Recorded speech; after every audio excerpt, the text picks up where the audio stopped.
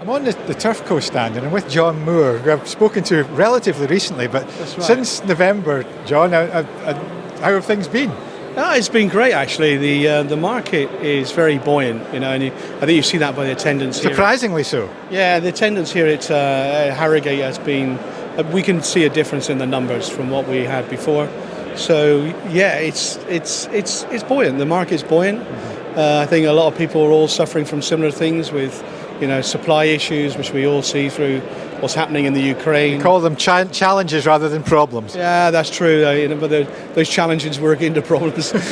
No, it's been very interesting couple of years actually since Brexit. And you tell me you're based in Germany, so not all problems are Brexit related, but you've got other issues as well. That you mentioned the war, you mentioned COVID, and all these sorts of things. Yeah, when I live in Germany, and I'm actually relatively close to the front when you put it that way, and when I see the news that's always put around, and the last week the German postal workers were on strike. We can't get staff, we can't get people. A lot of restaurants are going under because there's people not going out to eat anymore.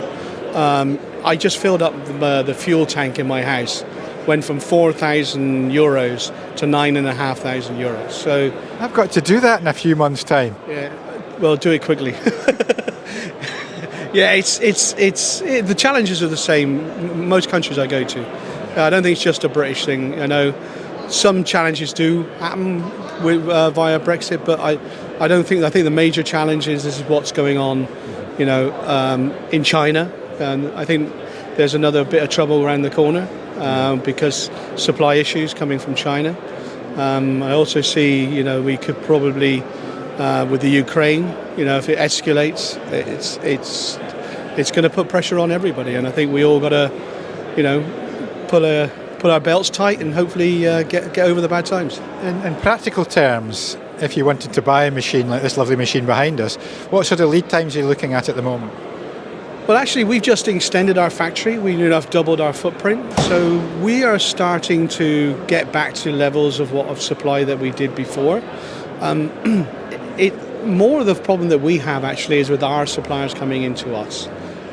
That rather than what we can actually give to our customers, we're buying a lot more stock now. We're putting a lot more into our warehouse so that we're able to. When we give a guy a delivery schedule, we want to be able to hit that delivery schedule. We don't want to say, well, we think it'll be there subject next year. to the old just-in-time methods that people used to do. So just-in-time has actually gone out the window a little bit. Turfco, being a small company, was always that way a little bit.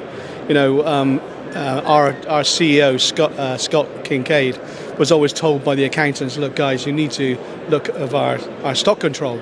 Now he's happy that we don't have such strength stock control. So it's just a way that small companies and big companies are all being affected the same. It's just how you react to it. Yeah. So going forward to the rest of it, it's obviously at the beginning of the year, this show, although it was March last year. Are you expecting for hopes for the rest of this year? Actually, the prognosis is very good. I'm working together with Farrell's here in the UK now, and talking to the sales team. All of the guys are very, confident that especially for our products, that they're seeing a lot of demand out there. Smashing. Well, no doubt we'll bump into each other again come Saltex later in the year. I'll give you my 6-month update. Yes, that'd be wonderful. Well, thanks very much for a bit of your time, John. Appreciate it. Thanks very much. Cheers. Thanks. Bye.